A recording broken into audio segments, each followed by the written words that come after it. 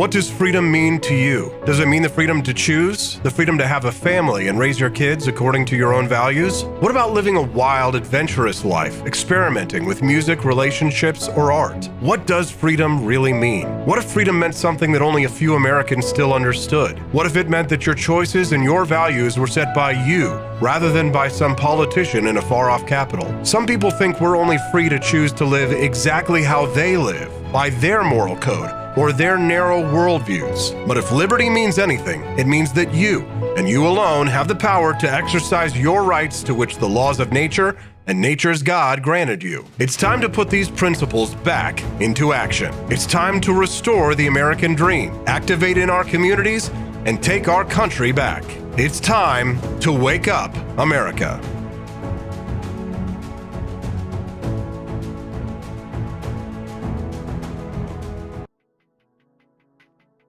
Good morning, Rise in Freedom. I'm Austin Peterson. You're watching and listening to the Wake Up America Show at wakeupAmericaShow.com. Nice to see you here today. Happy Monday. How are you feeling today? Thanks so much for joining us on the program. We're glad to have you here. So grateful to have a great audience. Nice and early here with us today. We've got a lot of interesting stories today. Aliens or Psyop? Let's play a little game. Fourth object was shot down. It was confirmed yesterday by the Pentagon. UFOs or just Chinese spy balloons or perhaps something else? And what are they really trying to distract us from? We'll talk about this at the top of the show. What happened and what we know, as the latest news is that a fourth object was shot down over Lake Huron in Michigan yesterday. Good morning to all of our friends texting in this morning on the live stream already. Amanda is here with us. Andy Opperman, JP is joining us, as well as Matt Unruh.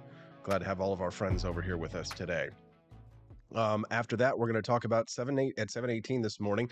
Great places to live if you are a remote worker. Now, I know a lot of people don't have the luxury of being able to work remotely, but if you are one of those people who gets to live a nomad capitalist lifestyle, then there was a list that was released by the Wall Street Journal yesterday, says that showed the 10 greatest places for remote workers to be able to live. What's the most important thing that you need if you're a remote worker? Well, fast internet. So if you want to live in a place with great standards of living, low cost of living, but fast internet, amazingly, some of the best places to live in the country, according to the Wall Street Journal, are in Missouri. 2 out of 10, I think, of the ones on this list, at least, are in the state of Missouri. Thanks so much for tuning into the program. Chris Morrill, everybody's talking about my awesome Hawaiian shirt. Give it up. Give it up. I designed this myself. I think we're probably going to have a gathering of the Cantina crew this summer, and everybody who's going to come, we should all wear our shirts. The shirts right now, if you go to the AP for Liberty shop, by the way, if everybody's talking about it, right now, they don't say my name on them, but they do say Cantina for Life. If you would like to have a custom shirt made, if you do want one, and I'm going to show you why it's so awesome, because in just a few minutes, I'm going to show you my cock. But it says Cantina for Life here on the ones. If you just ordered the ones off the website right now, that's what it would say. If you want a custom one that says your name specifically on it, like I do on my Hawaiian shirt, then you just make sure before you buy it that you contact me and say, hey, Austin, I want to order a custom one, and we'll make sure that you get one with your name or whatever message that you want on there. You could say Rise in Freedom. You could say, somebody else's name. We can just say, check out my giant cock, which I'll show you right now. Let's take a look at it. Here we go. Yeah.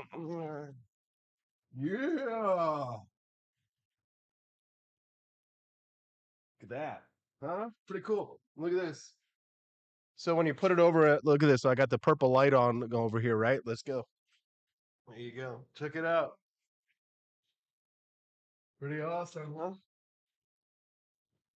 Very cool, huh? Designed it myself. And I did this, honestly, I did it all for Chris Morrill. No, I'm serious. Because I know Chris Morrill wanted Hawaiian shirts. So I designed this myself. I actually spent a couple of weeks figuring out how to design Hawaiian shirts, and I'm still not great at it. However, I did manage to pull this one off, which is a really simple design. Pink collar, awesome neon chicken on the back, giant rooster, if you will. So you can get your own at apforlibertyshop.com if you do want to get one. Maria is joining us this morning. She says, "Good morning. Need the influence of you guys. Husband asked me if I wanted to go to the range, and I didn't really want to. New crowd I'm hanging with doesn't love guns like y'all." Dang, Maria, that's very sad. Yeah, sorry about that. Um, it looks like a bowling shirt. Yeah, it does. I kind of actually I like that because I don't really have any bowling shirts, but I really like this one because again, it goes with the theme of the show. It's got the show logo on it. A rooster, Reginald is on the back, and right now, if you order one, it'll say Cantina for Life, but you can get whatever you want on there. So just let me know if you do end up getting one.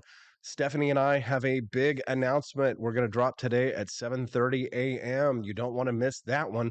This morning at 7:30 on the Wake Up America show, Stephanie and I have a big announcement, which I think that you will really appreciate, especially for those who are the big freedom lovers on the show. Who's the biggest freedom lover of all?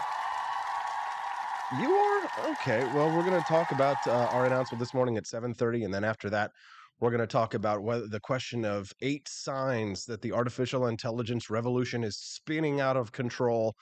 And I'm going to talk to you about how to use Chat GPT to make your jobs easier. Not just a demonstration, but we'll talk about some of the things that you can do. And I'll explain that a little bit more after the big announcement at 7:30. I'm super excited. Camelia already knows about it. Camelia, don't tell everybody, please.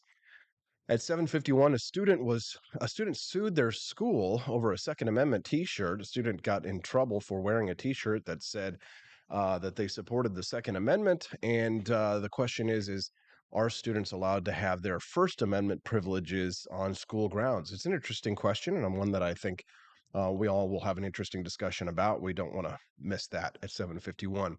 At 8 o'clock today, Vince the Barbarian. Didn't even know this kid existed. It's funny because I'll look at some new influencer who will come up in conservative spaces, and I'll be like, "Wow, who is this person? They're very cool." And it'll be like they've already got 100,000 followers on like Instagram, something like that. I'm like, "Oh, okay. Well, apparently everybody's heard of this person but me." But Vince Dow is a young Asian man who is a conservative and appeared on a Vice panel, and he was the lone conservative surrounded by like 10 liberals. It's one of the funniest things I've seen in a long time because not only does Vince just absolutely crush them and just destroy them with facts and logic, which we all love and enjoy, but it's the facial reactions that the liberals had on this panel that really do it for me. So you do not want to miss this. I'm going to play these clips for you this morning at 8 a.m. and it's like 5 action-packed clips of liberals like and like they're terrified of the words that are coming out of him. These people are so soft. Terrified. They're not revolutionaries, that's for sure. Not like us. You can send us a text at 573 this morning, 573-319-1586. That's 573-319-1586.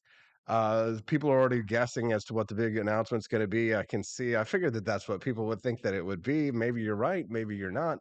But the only way to find out is to come back at 7:30 this morning.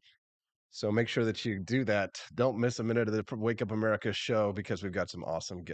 We don't have any guests actually. We have no awesome guests. Sometimes you just reach out to as many people as possible, and they just don't get back to you. So I mean, what are you going to do about it? You just can't force people to be on the show. Pinktastic, my lovely Sarah says the Jinja Ninja. She says a baby would be nice. It was the eye roll he had with the Indian kid was talking pronouns. Kyle Hamilton, you've already seen it? Yes. It's so good. It's so good. I can't wait to share those clips with you today, but you got to stick around until 8 a.m. because that's when they're going to come up on that's when I'll play them on the program. All right. What do we got? What do we got? Da, da, da, da, da, da. All right. So UFOs, aliens or psyop. Here we go. So let's talk about this. There's a lot of weird stuff going around with this. Not just weird in general, but I mean weird in the way that the Pentagon, top U.S. Air Force general, has made some pretty shocking remarks about the unidentified objects that were shot down by the U.S. military. U.S. Air Force General Glenn Van Herrick, he's the commander who sees North American airspace, did not rule out aliens when asked about the unidentified objects shot down over North American airspace in recent days. This is from the Daily Wire. The comments came after the U.S. military had shot down an unidentified object over Lake Huron, Michigan, and one over Canada on Saturday, and then one on Friday over the state of Alaska. Van Herk was asked if the U.S. military had ruled out an extraterrestrial origin. He says, I'm going to let the intel community and the counterintelligence community figure that out. I haven't ruled out anything, which, if the Pentagon's record is consistent, then you can pretty much expect to believe the opposite of what they say. So if they say it's aliens, it's a psyop meant to distract us from Jeffrey Epstein's client list being released. If they say it's not aliens, then it's definitely aliens. And everybody should panic. Now, I know. Okay, calm down. Calm down. Okay, everything's going to be okay. Don't cry. We're not all going to die. But here's what we know. So in the week since the U.S. military shot down this suspected Chinese spy balloon that we saw, officials say that at least 3 other strange flying objects have been blasted out of the sky. So there have been additional incidents after the initial Chinese spy balloon incident, right? And it's led to things like temporary airspace restrictions, like they did over Lake Michigan when they shot that one down over the weekend. They said that it was actually a concern to civil air travel. The reason why they say that they decided to shoot it down over Lake Michigan, or excuse me, Lake Huron, is because they expected that that would be the least cause of damage once they shoot this object down. So you have to understand that people love to like just pull the trigger and say, "Oh, he's got to shoot it down immediately," right? But you got to understand that they have to ensure that there isn't going to be any falling debris. The last thing that Biden wants is to shoot down some Chinese spy balloon and then the debris crashes into somebody's house and kills a baby, and that would look bad for the upcoming elections, which, right now, if Republicans are continuing on their current path, Rich Lowry from the National Review, who I invited to be on, he won't be on with us today, but he'll probably be on. Oh, and Vince Dow, the barbarian, he will be on this show, just not today, maybe tomorrow. He said he'll be on this week. He's just busy today. Um, Again, you can text the show today. What do you think that the objects are that are being shot down? You can text in at 573-319-1586. That's 573-319-1586. And we love to hear from you. You can also send them in as a super chat if you want to support the show on YouTube. Super chats always get read on air because I'm not Tim Pool and I don't have a million followers that are going to send me hundreds and hundreds of thousands and thousands of dollars on super chats. So there would be no way to read them all. I can read them all. Isn't it fun? But it's cool to see that we do continue to grow. The live stream numbers continue to pop up. I think our average for a little while was like 15 to 25. Now our average is like 20 to 35, and sometimes 35 to 50. It's super exciting to see the Wake Up America show grow, and it's thanks to people like yourself. We're super grateful for all of our friends and fans who stuck around from the beginning, as well as all of our new friends and followers. Let's continue on with this story about the objects that have been shot down. So the most recent incident, this F-16s are finally starting to get a little bit of a workout here. The Defense Department said in a statement that President Joe Biden had ordered the strike on the recommendation of military leadership after they detected this airborne object flying around 20,000 feet, which 20,000 feet, again, that is the kind of thing that can interfere with civil air travel. So if we go with the most, well, I say the most boring, but probably the most likely, it's not boring at all. The explanation that China is continually surveilling the United States and is testing our defenses, which is what I believe this is. I think the most realistic scenario here is that China is trying to determine how much they can penetrate our defenses and what they can get away with for some kind of a future war game scenario against the United States. But 20,000 feet of altitude, this object, if it is China, incursions into American airspace from a state actor like China in that kind of a low, it's not like with the Chinese spy balloon, the initial one where they say it was flying at around 40,000 feet. And, most commercial air travel isn't really going to get up that high. Typically it can, but it's, those balloons can go as high as 60,000 feet, some of them, which would have made it nearly impossible for it to actually even be shot down. But 20,000 feet is dangerous to commercial air travel in the United States. And they chose this location to shoot it down over Lake Huron again because it had the least amount of expectation for the possibility of um, hitting people below, as well as the improved odds for debris recovery. Now, the DoD statement said that the object was detected on Sunday morning, and the altitude was raising concerns because they thought it could be a hazard to civilian aviation. The object flew in proximity to sensitive DoD sites, right? So the expectation again here is that China is surveilling our most sensitive sites in the northern part of the United States, of the continental United States, that they're trying to get a look at our nuclear missile silos. um, they say that they say there's potential surveillance capabilities. I mean, potential. I guess they're just trying to be careful about what they're saying here. But they say there's likely no kinetic military threat. What they mean when they say that there's no kinetic military threat is that the balloons that are coming into the United States, or these unidentified objects, are not weaponized. That they're likely surveillance objects. But here's the thing: it could very easily, they could put weapons on these balloons, right? So once the Chinese figure out, how easy it is to penetrate American air defenses, how hard would it be to put, a 20 millimeter, 30 millimeter, 50 millimeter cannons on one of these balloons and, send it down flying over American air bases or where our nuclear missile silos are housed, right? So no kinetic military threat now, but once they know how vulnerable our defenses are over here in North America, and again, it's Canada too that they're flying over, one has to wonder just what they could do if they weaponize these balloons. Now, for those of you who are interested in history, I did tell a story about from World War II where Japan actually sent bomb balloons across the Pacific during the war. And I told the story of an American sheriff in Utah who actually captured one himself, wrote it like a scene out of Doctor Strangelove. And there's an interesting history video that I created on my YouTube channel. If you haven't seen it, make sure that you check that out. It's a really interesting little story, factoid from history.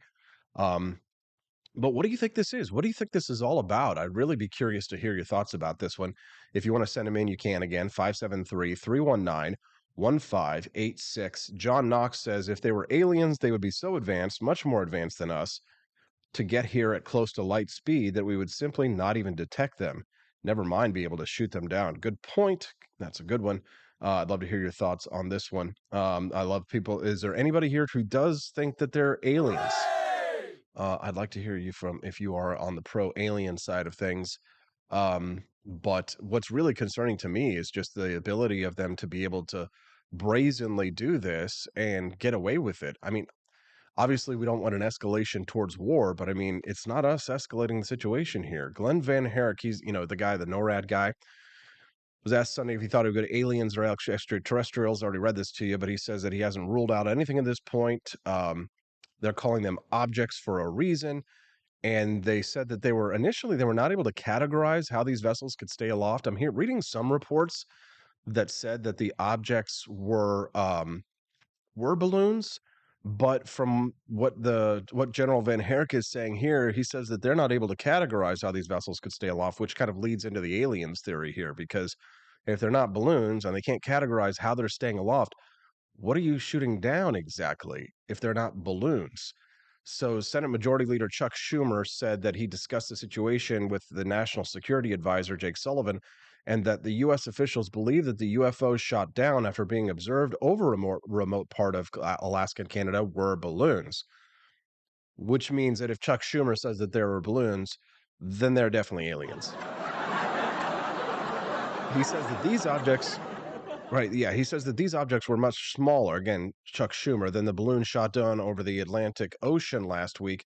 I've got that clip here with Chuck Schumer, actually. Let me go ahead and go to my scene. I'm going to go ahead and play that clip for you. Let's go ahead and watch this, analyze this. This is Senator Chuck Schumer talking to George Stephanopoulos yesterday. Let's watch this clip and Now by the analyze. Senate Majority Leader Chuck Schumer. Senator, thank you for coming in this morning. Great to be here, George. First time in 3 years. Yeah, it's been a while since COVID. I want to start with this question over the Chinese spy planes and other aerial objects. 3 incidents in a week. President Biden took some heat from your Democratic colleagues for not shooting down the spy balloon sooner. What can you tell us about these last 2 incidents, Friday and Saturday night? And are you confident in the overall administration response? Yes. I was briefed by Jake Sullivan last night, so let me get right to it. And I'll give a little background and then get to your specific. The bottom line is, until a few months ago, we didn't know of these balloons. Our intelligence and our military did not know. This went as far back as President Trump, at least 3 times. It's wild that we didn't know, isn't it? It is wild that we didn't know, absolutely, and I'll get to that in a minute. I don't know if I believe that. Now they are learning a lot more, and the military and the intelligence are focused like a laser on first gathering and accumulating the information, then coming up with a comprehensive analysis of what went on before, what's going on now, and what could go on in the future. You can be sure that if any American interests or people are at risk, they'll take appropriate action. Until they get that comprehensive analysis, however, we have to look at each balloon individually. Were these and see balloons what Friday this and does. Saturday night? They believe they were, yes, but much smaller than the one. He's the only person, by the way, who says both of that, those. right? One He over says they believe they are. Not to say that, Chuck Schumer doesn't have access to intelligence that we do, because he definitely does have more intelligence than we do. But General Van Herk, which is, the guy who's in charge of the Air Force space over the United States, is not saying that they are balloons, just that they are objects and that they didn't know how they were staying aloft. So there's a bit of a discrepancy here. Again, I know that we're all programmed not to believe anything Senator Chuck Schumer says, and for good reason. However, just note that people like Senator Chuck Schumer do get intelligence briefings that the public doesn't get. So if he believes that they're balloons, I know that, we're supposed to believe that the globalist conspiracy of elite cannibal pedophiles are all, completely, everything that Chuck Schumer says is meant as a psyop to completely, undermine the United States as part of the communist climate change agenda in order to destroy the United States, and they hate America, and they would, sell us all out to China. However, there is a chance that Chuck Schumer is telling us the truth in respects that he actually is trying to protect the interests of the United States. Possibly, possibly. I'm not going to give him necessarily the benefit of the doubt, but maybe for 5 seconds we should. So let's continue. Canada, one over Alaska, we're at 40,000 feet. Immediately, it was determined that that's a danger to commercial aircraft, which also fly at 40,000 feet. And so the second one, in cooperation with the Canadians, the first one with the Americans, took it down. And that's appropriate. The first balloon, there was a much different rationale, which I think was the appropriate rationale. We got enormous intelligence information from surveilling the balloon as it went over the United States Didn't the and Chinese watching. get enormous intelligence as well? Well, they could have been getting it anyway, but we have to know what they're doing, okay? And we don't know exactly, but we got a lot of that. And even Yeah, I mean, I kind of buy that explanation that the reason why the first Chinese spy balloon was not immediately shot down like the ones that they're doing right now is because they wanted to gather intelligence about what China was doing before they shot it down. That does make sense to a certain extent. But now that we know that they're doing this, it's much more prudential for the government to be destroying these before they enter American airspace. Let's continue. more importantly, by shooting it down over Oh, by the way, Chris Morrill, I got the Tenacious D reference. That's levitation, Holmes. water, Wonder boy, what is the secret of your power? U.S. waters, only 6 miles out from South Carolina, we're going to probably be able to piece together this whole surveillance balloon and know exactly what's going on. So that's a huge coup for the United States. This program is going to have to be shut down now, hasn't it? The Chinese aren't going to be able to send balloons. Look, I think the Chinese were humiliated. I think the Chinese were caught lying, and I think it's a real step back for them. Whoa. He thinks the Chinese were humiliated. You have to understand, the Chinese were humiliated. That's laughable. The United States is being humiliated that we have allowed these incursions to happen in the first place, right? The best opportunity would have been for us to capture these things before they'd entered United States airspace. Listen, I know that I'm going to make some people upset when I say something like this. For a lot of reasons, I don't think these kinds of things would be happening if there was another president in charge. You know who I'm going to say. You know what I'm talking about. Yes, Chris. Yes, I think that if we had a different president in charge, these kinds of things would not be happening because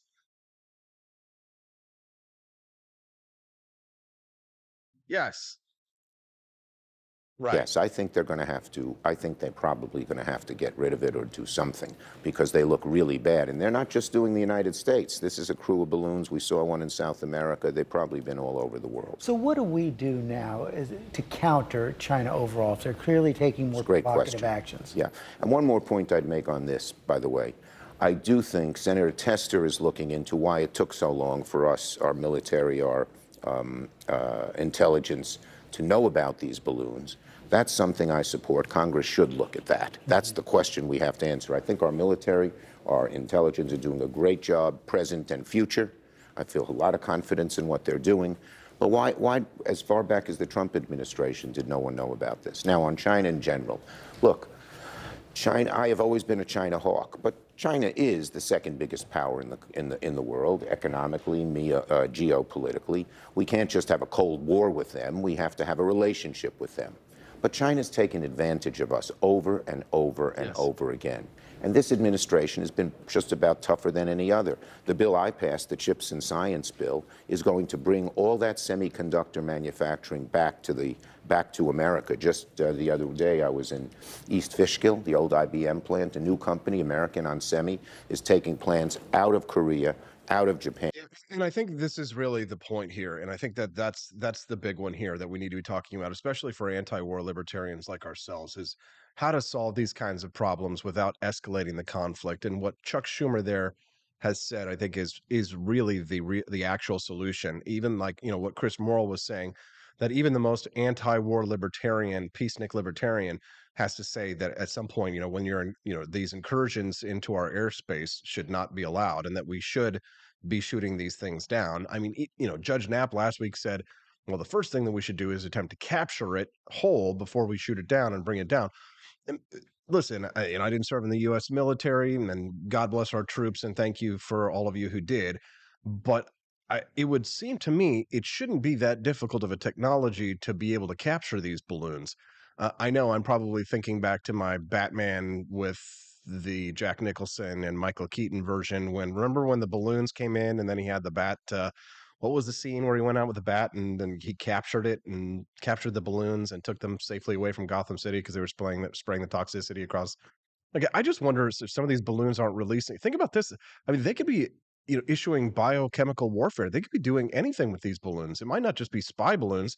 The Pentagon has said that the DoD is saying that that they're not, kinetic military balloons, that they're not weaponized. But we don't know that. We don't know that yet. Right? Everybody got sick with some stomach bug in the last couple of weeks. Who knows what the United States? It could be spraying us with anything. There's one, the conspiracy, the truthers out there are going to be like, it's the chemtrails. What if the chemtrails were the friends we made along the way? My friend Missouri Survival and Outdoors dropped a super chat. Thank you for that. He says Orange Thanos would definitely be a balloon killer. Yes, absolutely, he would. We miss Orange Thanos, don't we? Too bad. We are led by very, very stupid people. Yes, we are. Thank you, Orange Thanos. Very stupid people. Yes, we are. We Could be another cannot release of a new let it COVID variant, says continue. Amanda. Yeah, see, that's the thing, is that we haven't ruled out that the lab leak wasn't a leak in China yet. And that's another question that we still have to ask You're a ourselves. stupid son of a bitch. No, you're a stupid SOB. What do you say? You can text the show today at 573-319-1586. It's awesome. Look how high the numbers are. If you're watching the show today over on YouTube, make sure that you switch from top chat over to live chat, because that way you'll be able to see all of the comments that are in there, because for some reason YouTube doesn't want to allow you to see all of the comments. They want you to see what they want you to see. So fight big tech censorship and click live chat over there. And while you're up there clicking on live chat, scroll up to the like button. Hit that like button. I'd like to see some more likes over there on the stream. If we've got so many people watching us right now, it'd be great if we could get. We've got 49 people watching. If we could get 49 likes right now, 46 likes, that would be awesome. And I appreciate you very much. All right. Who is ready for the big announcement, huh? Are you guys excited? Well, my wife and I, Stephanie, have been working as hard as we can to try and produce something for you of value, something that we think that we could leave for not just our own children, but for your children as well. And it's an exciting announcement. It's something that I've wanted to do my entire life. Stephanie and I have been having conversations about this, but until a couple of months ago, it would not have been possible for us to do. And so, this exciting announcement that we have to make for you today uh, is that Stephanie and I have written and published our very first book.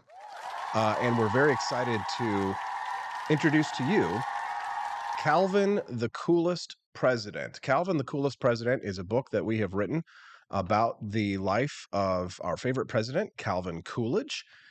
This is a children's book for ages 2 to 8 years old. Calvin, the Coolest President is available now on Kindle and will be available in paperback over the next couple of days. So if you're watching the program today and you're a big fan of Calvin Coolidge and you have kids in your life that you'd like to share the message of limited government and liberty with, then definitely check out our new book, Calvin, the Coolest President. I've always wanted to write a book my entire life, and I've always kind of had stage fright about it. I've always wanted to write a full-length book, and I haven't got there yet, but I think this is a good stair step for us. But of course, writing a children's book requires all kinds of creative energy and talent that Stephanie and I just didn't have.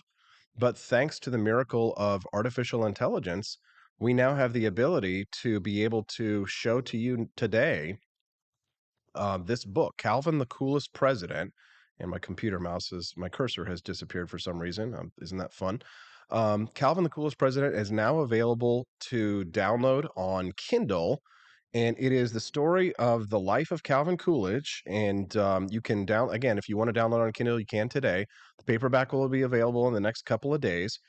We found out that there weren't really any children's books about Calvin Coolidge. So we wrote Calvin, the Coolest President. You can get a free little sneak preview on your Kindle device now. You don't have to have a Kindle, obviously. You can download the Kindle app on any of your phone devices or tablets. The Kindle app is easily downloadable. And the Kindle edition is, again, available now. Calvin, the Coolest President, by Austin Peterson and Stephanie Peterson. We put together, and you can have a little sample here. You can see that the dedication page for us here is, for me, AP, to my dad, who always supported my career decisions, no matter how wild, crazy, or cockamamie they may have been. AP, I'll never forget when I was 18 years old, I was thinking about going to Baylor University for college to be a lawyer, and I was crying, and I was like, I don't want to go to be a lawyer, and all stuff like that. My dad, had worked hard to help me get into Baylor, to go to law school for pre-law, and you know what? At the end of the day, I wanted to chase my dreams and pursue a life and a career in media. And that's what I did. And it was crazy and it was cockamamie, but my dad never discouraged me ever from following my dreams or doing what I wanted to do with my life. And honestly, I am extremely happy with my life and I have a very exciting life. I've given speeches and lectures at Ivy League universities. And next week, I'm going to go to Towson, Maryland and speak at Towson University.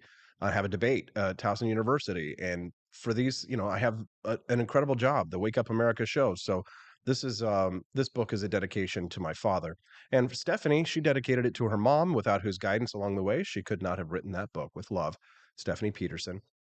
And it's only a couple page previews, as you can see here. But you get to meet Calvin Coolidge, the 30th president of the United States. And these artificial intelligence generated illustrations of Calvin Coolidge, manufactured by us, by prompts by us. We spent all weekend sitting on our butts, just working our butts off to do it. Calvin was the only president born on the 4th of July, which is Independence Day in the USA. Isn't that cool? And there's little Calvin Coolidge, you can see with his, that's on his birthday on 4th of July, Independence Day. That's why we think he's one of the coolest presidents. And that is the end of the sample. So if you want to read the full book, and if you want to share it with some kiddos, you can, again, get the Kindle version that's available today with beautiful full color illustrations of Calvin, the Coolest President, by me and my wife. And I hope that you enjoy it. It's available now. If you go to your Amazon Kindle, type in Calvin, the Coolest President, then you can see that. So I hope that you enjoy that. That is our big announcement for today. And I think that you will really enjoy that. All right. So when we get back, I'm going to take a little break. When we get back, the artificial intelligence revolution. Yes. You say you want a revolution. Well, We all want to change the world, but artificial intelligence, is it spinning out of control? 8 signs that it could be, and we'll talk about that, as well as I will give you a little demonstration of how to use ChatGPT to make your job easier. The press releases that I sent out about the book this morning, artificial intelligence generated, did my job for me. So amazing. But artificial intelligence can't replace me. We'll be back on the Wake Up America show at wakeupAmericaShow.com.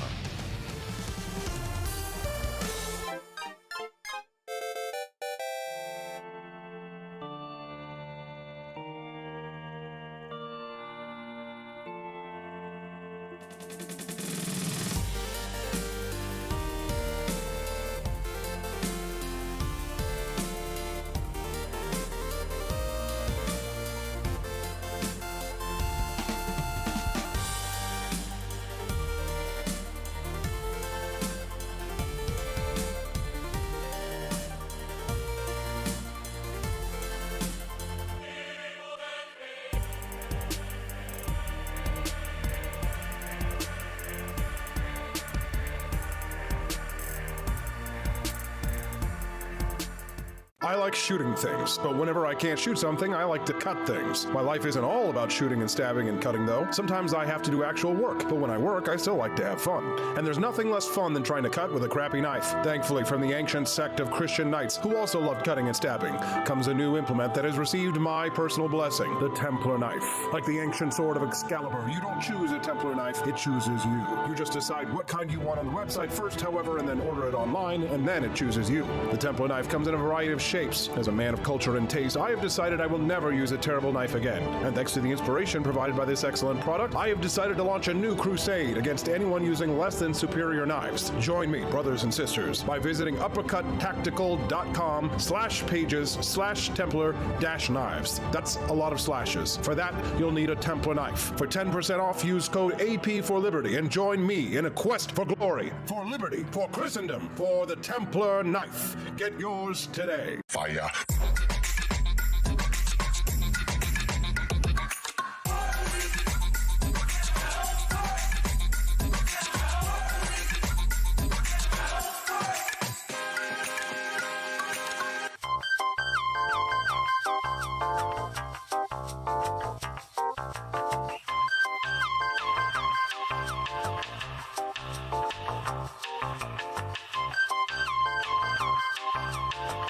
Hello, this is Barack Obama, and let me tell you why Austin Peterson stinks, and you should never pay attention to anything that he has to say.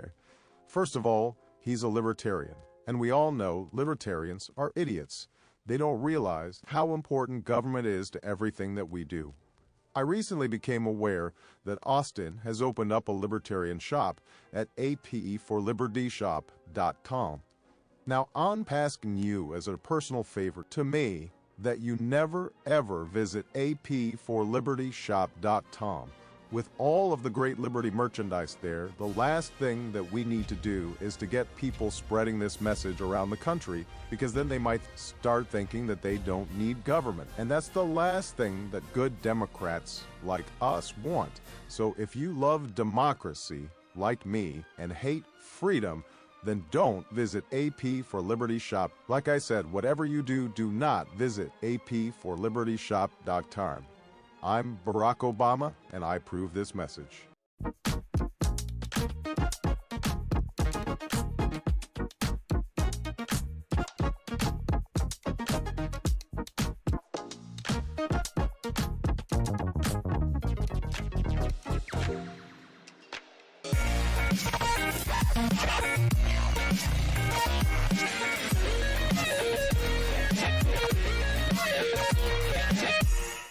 When I was in foster care, I never knew when I would have to move, so I always had my suitcase ready to go.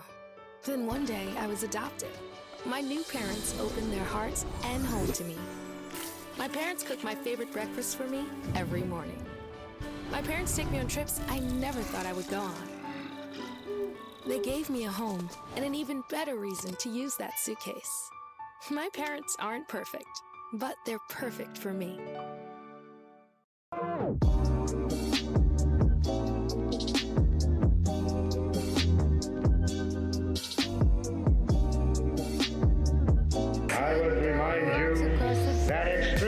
freedom in the defense of liberty is no vice.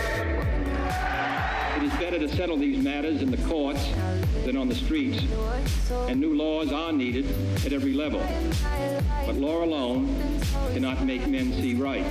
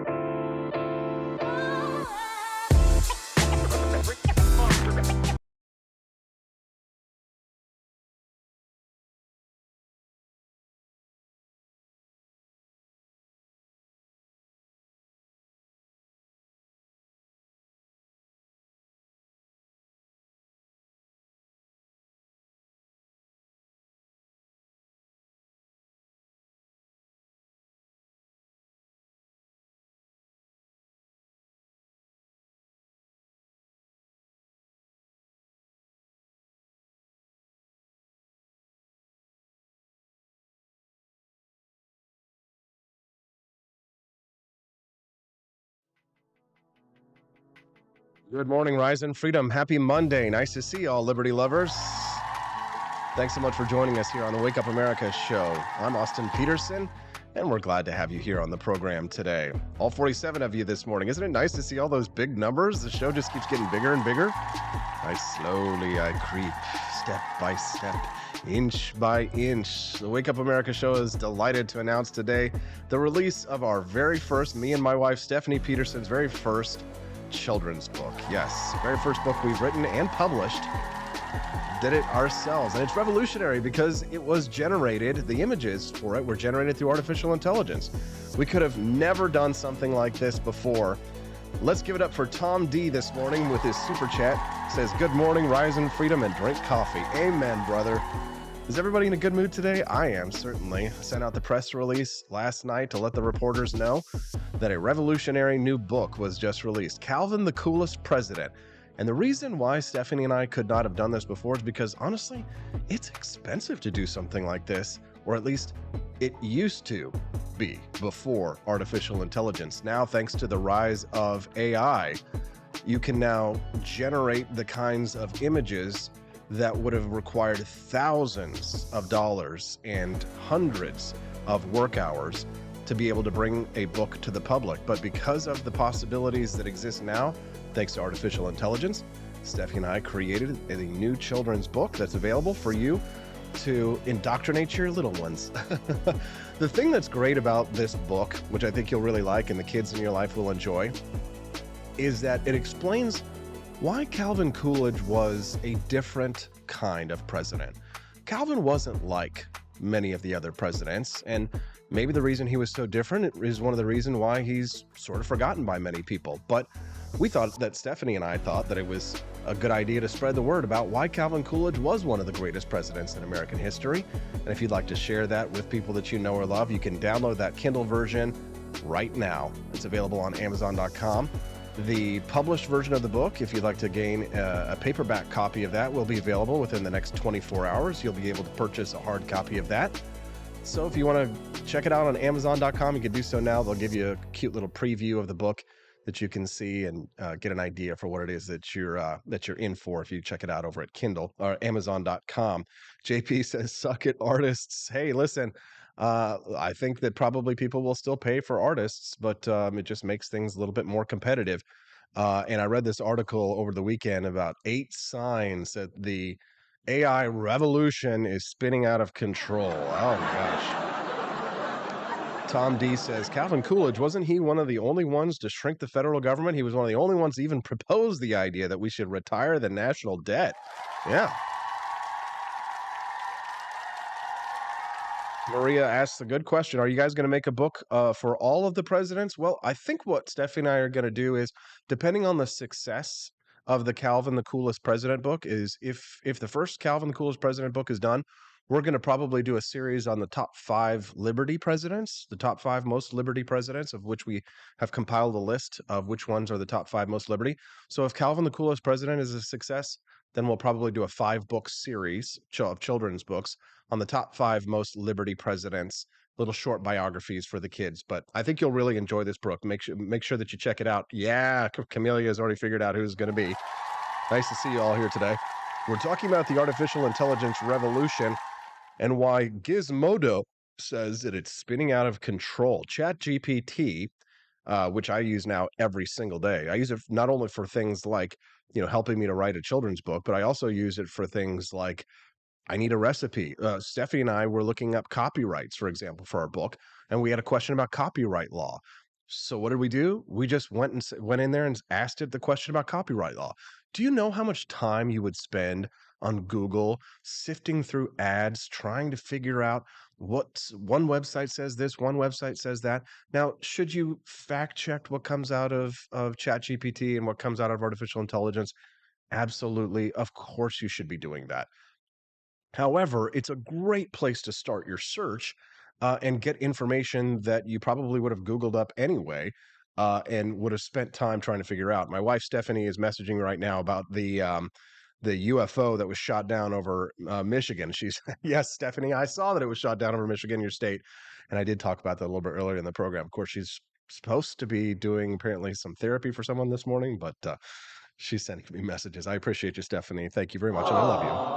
ChatGPT is apparently smart enough to get hired by Google. NBC recently reported that the tech giant had tested ChatGPT for its coding prowess in the same way that new coder recruits typically are, and that it passed with flying colors. ChatGPT gets hired at level 3 when interviewed for a coding position. An internal note divulged by the news outlet reads, PC Magazine notes that such a position comes with an average annual salary of $183,000. No, God! No! That's God, a big deal. Please, no! Others have similarly tested the chatbot and come away concerned for human coders' job security, right? It's one thing to be concerned about the security of artists for children's books, but frequently, if they tested a level 3 for coding, then that's a big danger, because what that does is that's going to have a downward pressure on the salaries of people who are in code.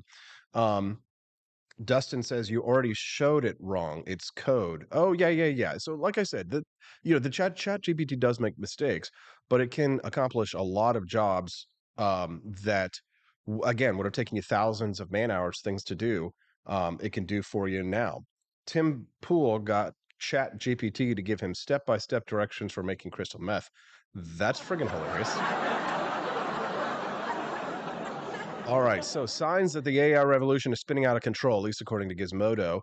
Automating our justice system sounds like one of the worst ideas I've ever heard, but folks are out here saying it. In a recent disturbing development, a judge in Colombia, not Columbia, Missouri, but Colombia. There's a difference in Colombia and Colombia, right? Colombia is that a judge in Colombia used ChatGPT to render a judicial decision concerning an autistic child's medical insurance. Judge Juan Manuel Padilla Garcia apparently thought it would be a good idea to use the chatbot to save time during the proceedings. The arguments for this decision will be determined in line with the use of artificial intelligence, Garcia wrote in his decision. What we are really looking for is to optimize the time spent drafting judgments after corroborating the information provided by AI. What do you think? Should we just turn our justice system over to artificial intelligence? No, God! No, God! Are you sure? Please, no! No! Honestly, No! they probably, the artificial intelligence probably would have said that OJ was guilty. So, there's probably some good things there. All right, continuing on. Using artificial intelligence to write screenplays. I've done this. I wrote my first movie script a couple of weeks ago, and I'm honestly kind of excited to hopefully get it out there. I'd like to start shopping my script around and find some sponsors for it, some backers for it, because I have written an awesome movie script that I think would be really successful. But I do the Wake Up America show as a platform to springboard, hopefully, to one day be able to make this movie script. I wrote a movie about a dramatization. It's fictional, but it's loosely based around the life of Lysander Spooner, who was an abolitionist anarchist who is inspires many libertarians today. And I think that his story deserves to be told in a dramatic fashion in a Hollywood-style film. So if you want to help support that, make sure that you donate by Super Chats, because the more that we grow here and the more this business expands, the more likely I'll be able to expand into documentaries. You see, my plan, of course, is starting small, continue to grow. I told you we were going to hire staff. We've done that. We brought Nathan Clark in. He's working on the shop so that we can generate another revenue source through AP for Liberty Shop, because I don't have time to run the shop. I can design awesome shirts like this, but I can't necessarily run a shop full time, do customer service and all that kind of stuff, bring in new products, handle all that kind of stuff. Nathan has been brought in to deal with that kind of stuff. But you've seen my 1 minute documentary videos, right? So I've started producing 1 minute historical videos, Guns of the Presidents, History Bites, Philosophy Bites. And the idea is that I'll stair step from making 1 minute historical documentaries to full-length historical documentaries. I want to do Frederick Bastiat. I want to do Murray Rothbard. I want to do Eugene von Bomberg. I want to do all of the great heroes of liberty whose tales have not been told or dramatized in a fashion. And I want to do it in a full-length form to get our ideas out to the American public. So we're stair-stepping, right? We're writing children's books here on the Wake Up America show, publishing Calvin the Coolest President. We're doing 1 minute historical videos to introduce people to more liberty ideas. We're doing 5 days a week the Wake Up America show. We're running a merch shop at apforlibertyshop.com. Is there anything else that I could be doing to try and make us a success? I don't know. I'll just say that I'm doing everything in my power to try and make liberty win, to try and build a libertarian media empire that you all will be proud of, so that 10 years from now, when I'm 52 years old, I'll be the CEO of a major libertarian media empire. We'll have produced the Lysander Spooner movie. We'll have produced a full-length documentary that dramatizes the life and story of Frederick Bastiat and what he went through in the 1800s fighting against the socialists of his day. Because frankly, libertarian stories deserve to be told. And while the Wake Up America show is a great news talk and opinion show and political philosophy show to do 5 days a week in the mornings, I want more. I think I can do more, but we need to make the money. And that means growing, means me asking for things from you every single day, visiting the AP for Liberty shop, asking you to become monthly subscribers, which is one of the best ways to support the show at wakeupamericashow.com/support.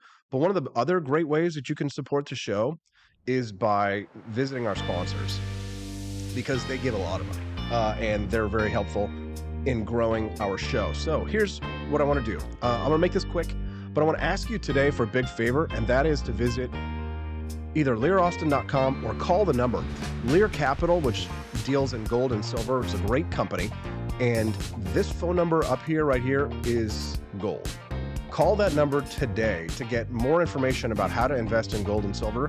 Write this down. It's 1-800-885-2175. That's 1-800-885-2175. That's 1-800-885-2175. And find out more about how to invest in gold and silver. You don't have to be rich. You don't have to be a millionaire. You can even invest a part of your retirement into gold and silver. And that is a great way to continue to grow your portfolio. Thanks so much to Lear Capital for helping us to achieve our dreams. We're super grateful. Also, it's nice to see all of our new friends over there today, like The Good Book. Tom D he's rather new as well. Maria is joining us as well. She's asking, have we ever opened a K-Cup and looked inside? No, actually, I have not done something like that. But now I think I just might do that. Welcome to the Wake Up America show. You can send a text to the program today at 573-319-1586. That's 573-319-1586. Signs that the AI revolution is spinning out of control.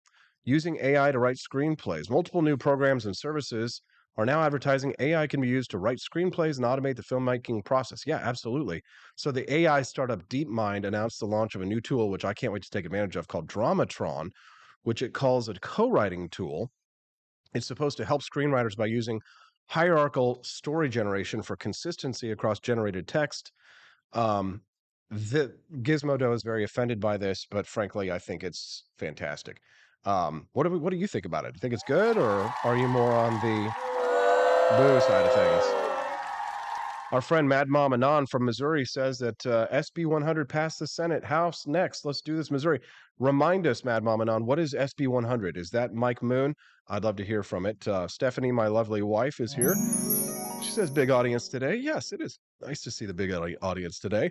We continue to grow. I know the good book was like, how do we get more people engaged? Well, you got to understand, people come to the YouTube channel for different things. Some people are following and subscribing to watch the history and philosophy videos that are 1 minute long, the shorts. Some people are following here for the Wake Up America show. So you can't necessarily worry about, the ratio of people who are subscribed to people who watch the show, because people come to my channel for different reasons and to do different things. Another thing, though, and maybe this is something that I should be concerned about that artificial intelligence might be taking over, is using AI to replace voice actors. Mad Mom Anon says it's the gold and silver bill. Hell yeah. You love to see it. Stephanie says, nice shirt, my lovely wife. She does. Stephanie loves to see my giant cock on the back here. There we go. Check it out. Nice, right? Let's see if I can get the light on over here. Oops. Over here, check it out. Oh, yeah. That's the Wake Up America show rooster. If you want to get a shirt with my giant cock on the back of it, you can head to apforlibertyshop.com. That's apforlibertyshop.com. Glad that Tolly Owens is here. Tolly, did you miss the news, the big announcement that we had earlier, that Steffi and I published our very first book, our very first children's book? We're super excited to announce that we have published a book on Amazon called Calvin the Coolest President. So if you haven't had a chance to see that, make sure you check it out. Here's the cover of it. Calvin the Coolest President is available for download on all your Kindle devices now, but you can also get a paperback version in the next 24 hours. Yes, Mad Mom says it is a cool shirt. Good, thank you. Yeah, kind of reminds people of a bowling shirt. That's what I was thinking when I designed it. Stephanie does love my giant cock, yes, which you can check out as well on the back of your shirt if you want to get your own. Just FYI, if you want to have your shirt personalized, mine has my name on it. The shirts all say Cantina for life right now, but if you want it personalized with your own name on there, contact me before you buy one at the shop and I'll put your name on it and make sure that you get it. Lots of new subscribers this morning. Yes, we are. It's been crazy. The channel is just exploding. I've been following the analytics in the last week. It's just massive, the amount of growth. We've had 10,000 new subscribers in the last 20 days. Yeah. 4.1 million views in the last 28 days. 4.1 million views. That's crazy. This is the biggest that my channel's ever been, right? More than I ran for presidents. When I ran for president, more than when I was running for Senate. It's the biggest thing ever. No more Disney voiceovers, says Elizabeth Fanning Press. Yeah, I know. I think a lot of people would probably be fine with that. But using AI to replace artists for voice acting, right? The benefits of this technology cannot be understated, right? The entire segments of that industry could be out of work for people who would no longer need to hire someone to do their job. The job of voice acting. But I gotta tell you that I really don't think that robots are going to be able to mimic the kind of acting that humans do to be able to properly emote for certain projects. So, for example, I'm voicing a cartoon series called the Jonathan Gullible series. And that cartoon series requires a lot of emotion and acting and screaming and hooping and hollering. Machines just aren't going to be able to replicate that. I just don't think that it's going to happen. I mean, what do you think? Honestly, I don't see it happening. But using AI to replace journalists, I know, you know what? Probably be a lot more accurate, to be honest. Mad Mom Anon just subscribed to the channel. Thank you, Mad Mama Mom. Glad to have you here.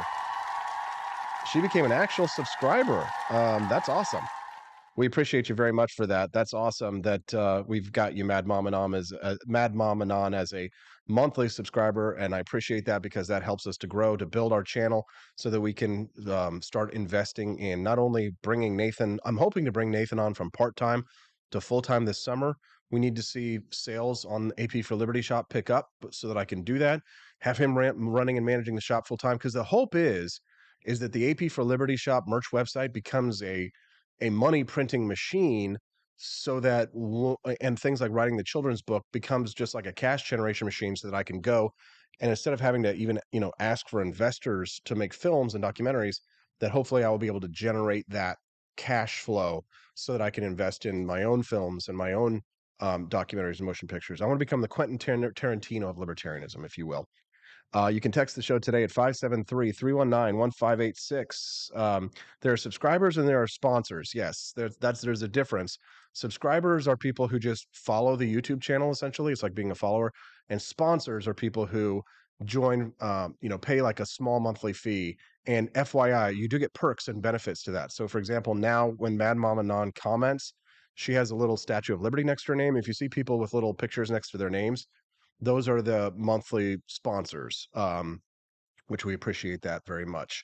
The big announcement today, if you missed it, was that Stephanie and I wrote our very first book and published it today. It's available on Amazon Kindle devices, and you'll be able to purchase a paperback copy of that soon. We're talking right now on the show about the Gizmodo, which is freaking out about the AI revolution. They say it's spinning out of control. And the next one that they're worried about is the stock market, right? AI is now getting exciting to Wall Street. The Morning Brief writes that the stock market hype machine has now descended on anything with AI fixed to its name, meaning any company whose product can claim marginal relevance to automation is now primed to have a big NASDAQ blow up. But Google got in big trouble because their artificial intelligence wasn't ready for prime time. They released it last week to an audience of people who were underwhelmed. What's fascinating about the people who are opposed to the people who are involved with artificial intelligence is how little the public really is starting to adopt it right now, when it's revolutionizing what people are like myself are doing. It's unbelievable. I mean, Stephanie and I, we wouldn't have been able to write this children's book without these tools, because we couldn't have afforded to hire an artist in the beginning. We would have to put out a huge financial risk. And what if the book doesn't sell, right? What if nobody buys a copy, right? I don't think we sold a copy yet. Well, we just announced it this morning. But the fact is that it's going to make it a lot easier for people like myself, who are not, wealthy citizens of the Agora, to be able to produce content and to be able to produce children's books and things like that at a reduced cost that we could have never done before. I basically think I'm looking at the artificial intelligence right now as the Gutenberg. It is the Gutenberg press of the 21st century. That's how revolutionary it is. What artificial intelligence can do now is, to me, the equivalent of the Gutenberg press.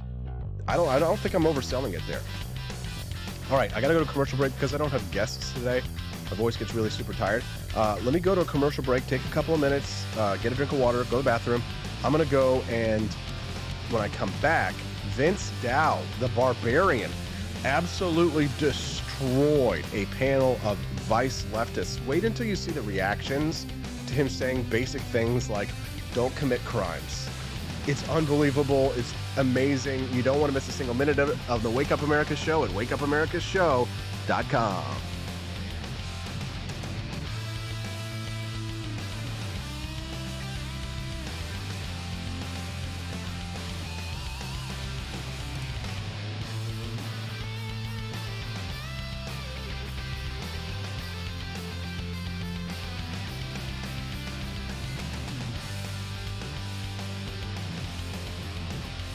Want an engaging website to boost your business? You're just a click away from 5-star Fiverr talent. Hundreds of freelancer skills like web design. Head to Fiverr.com today and get something started. American conservatism is distinct, like America is distinct from the United Kingdom. American conservatism's roots comes out of the Wild West, out of pioneerism. The difference between American conservatives and European conservatives is that Americans are cowboys. We are that God, guns, gold, and girls. It's wild here, and we should stay that way. We shouldn't allow a European version of conservatism to come and infect us here. We like it wide open spaces here, deep in the heart of Texas and all that.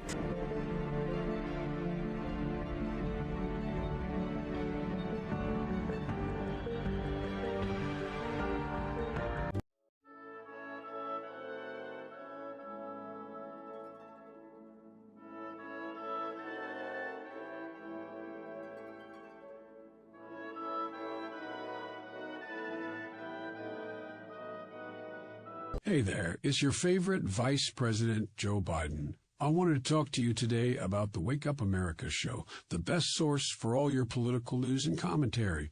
But before I get started, let me just make sure I have all my notes in order.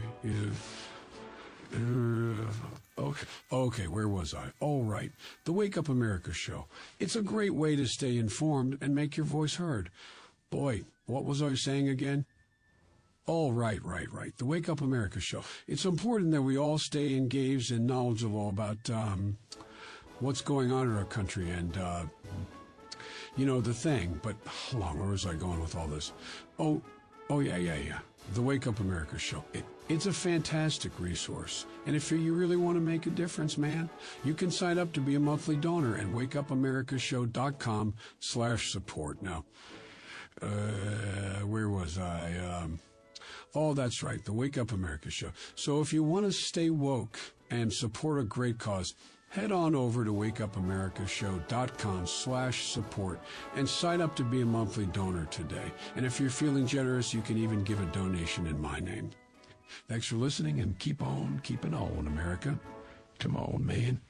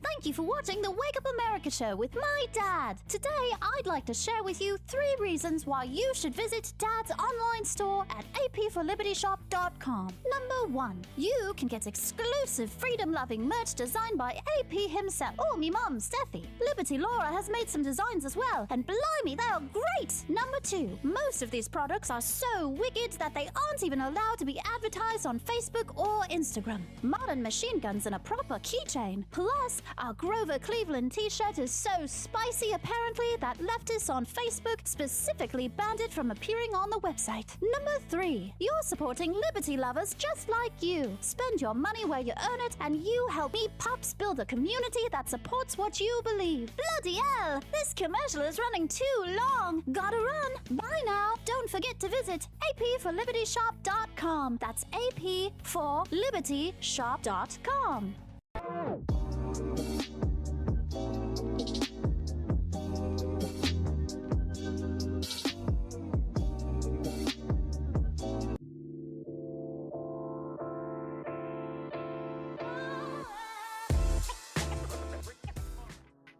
Good morning, Rise and Freedom. I'm Austin Peterson. You're watching and listening to the Wake Up America show at wakeupAmericaShow.com. Nice to see you all here today.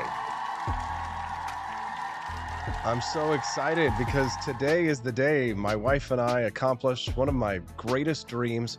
I have always, my entire life, wanted to write and publish my very own book. Well, I'm excited to announce that we have done it. Ladies and gentlemen, we have done it. Calvin, the Coolest President, is available now on Amazon Kindle and will be available in paperback version within the next 24 hours.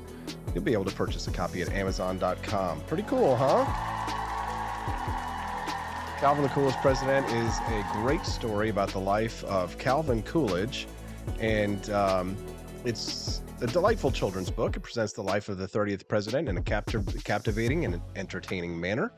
It's got vibrant illustrations, and the book brings to life the story of one of America's most notable presidents and his legacy from his humble beginnings to his time in the White House, Calvin, the Coolest President, introduces young readers to the character and accomplishments of Calvin Coolidge, making history both educational and enjoyable.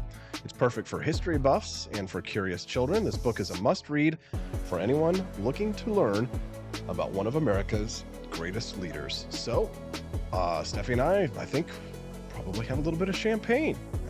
Hope that you guys enjoy it. You can get a copy on Kindle right now. You can head to Amazon.com. Calvin, the Coolest President, now available on Amazon. Maybe one day it'll even be available in fine bookstores. Who knows? No clue. Maybe one day we'll meet again. All right, what are we talking about? Oh, God, this is... Oh, man, I'm so excited to share this with you. This is such good stuff. Vince the Barbarian. He just sent me a message on Instagram. Looks like he'll be able to be on the show on Thursday. Vince Dow will be joining us on the program on Thursday. Super excited to have him. Young conservative. Never heard of him before this, but he has got this panel that he appeared on Vice magazine, and just the responses that the liberals had to this is just, you are going to have so much fun just watching this. Let's take a look at this. God, this guy is just killer. Shut up, Austin, and let's play the clip. Self, Vince. Genetically, I'm a quarter Italian, 75% Vietnamese, but I am really with Teddy Roosevelt on this one. I don't believe in the hyphenated American thing. I identify as American. I consider myself an American. Sure, genetically, I'm mostly Asian. I don't go around thinking I'm an Asian American, because I think that, especially considering the fact that America today is increasingly a more and more diverse country, which is what it is, the only way that's going to hold together is if people can, to some extent, all identify as being part of the same nation, part of the same creed to an extent. I mean, that's just... Self, Vince. Genetically, I'm a quarter. Okay, I like that. All right, let's give him a little bit of that. Let's continue on here. This is a young conservative, Vince Dow, and he is surrounded by leftists on this panel.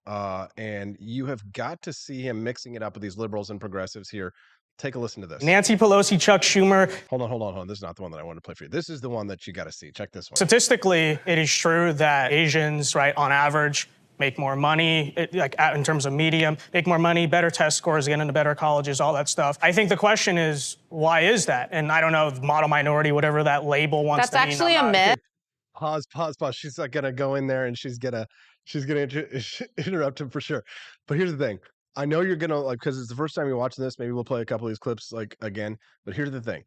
Watch the liberals' faces. You're going to be tempted to watch just Vince, but watch the liberals' faces here. Let me back it up. More money, in terms of medium, make more money, better test scores, get into better colleges, all that stuff. I think the question is, why is that? And I don't know, model minority, whatever that label wants to mean. That's actually a myth, because we cannot be... Well, no, listen. Well, let me finish my point. We need to observe what makes people successful and unsuccessful. And I think when you look at trends that are generally true in the Asian community, not of everyone, but are generally true, usually you have families that are sticking together. You have, people are taught to work hard in school, not get into trouble. I think that translates to why Asians en masse are successful. And I don't think you have to be Asian or white, for that matter, to not have kids out of wedlock, not, commit crime, not cause trouble, or whatever it is. It's just a matter of common sense. That's what makes people successful. And if that's so-called assimilation, having a nuclear family, buying a house, going to school, whatever it is, then yeah, okay, call me a pro-assimilation then. I think there's a difference between... But I mean, it's just so freaking hilarious. Oh my God. Because it's like, the things that he's saying are common sense. And now listen, I don't know about you, but sometimes it's hard for me to focus on one thing on a clip, and then another thing is happening here. So I'm going to play this again. It's only a minute long. I want you to really focus on, okay, so what he's saying is common sense, right? Having a stable family, not committing crimes, right? Getting an education, right? Going to school, getting good grades. Pretty basic stuff, right? Like these are good ideas about how to build a healthy society. Not having kids out of wedlock, for example. And I mean, this is like the liberals, their faces. Watch it one more time just to enjoy. I saw somebody tweeted this yesterday, and they said if Vice magazine wanted to restore itself and be relevant, if all they did was just have panels with multiple progressives and one conservative spouting common sense or libertarian spouting common sense, like it would totally revitalize Vice magazine. And I completely agree. Let's watch it again and really appreciate the looks on the faces, because if you see, you're probably looking at me and I am reacting, but I mean, just watch their faces, okay? There's a lot happening on the screen right now. Statistically, it is true that Asians, right, on average, make more money, like in terms of medium, make more money, better test scores, get into better colleges, all that stuff. I think the question is, why is that? And I don't know, model minority, whatever that label wants to mean. That's actually a myth, because we cannot be... Well, no, listen. Well, let me finish my point. We need to observe what makes people successful and unsuccessful. And I think when you look at trends that are generally true in the Asian community, not of everyone, but are generally true, usually you have families that are sticking together. You have, people are taught to work hard in school, not get into trouble. I think that translates to why Asians en masse... Families are sticking together, work hard in school. Hold on, and his face. You have, people are taught to work hard in school, not get into trouble. I think that work hard in school, not get in trouble. And the liberals' faces are like, this is the most offensive thing they've ever heard of. Like, to be successful, work hard in school, have a family that sticks together. And the liberals are just like, oh my God, this is terrible. I mean, what planet are they living on? Maybe if the UFOs really are here and they're trying to speak to us, please take the liberals back to the planet with you, wherever they're from. Okay, look at her hair. This is an alien. Translates to why Asians en masse are successful, and I don't think you have to be Asian or white for that matter to not have kids out of wedlock, not commit crime, not cause trouble. Look at his face. Look at his face. Not have kids out of wedlock. Yeah, it's better for the kids for you to actually have two parents in the household that takes care of you, or four parents if that's your thing. Are successful, and I don't think you have to be Asian or white for that matter to not have kids out of wedlock, not commit crime, not cause trouble, or whatever it is. It's just a matter of like. She's like, I have never heard this before, that it's a good idea to not commit crimes and not have kids out of wedlock. What is happening? Common sense. That's what makes people successful. And if that's so-called assimilation, having a nuclear family, buying a house, going to school, whatever it is, then yeah, okay, call me a pro-assimilation then. I think there's a difference between assimilation and erasure. Yes. What? Wait a minute. What? Oh my God. This kid's going to be on my show. All right, I got him. He's coming in on Thursday. It's going to be awesome.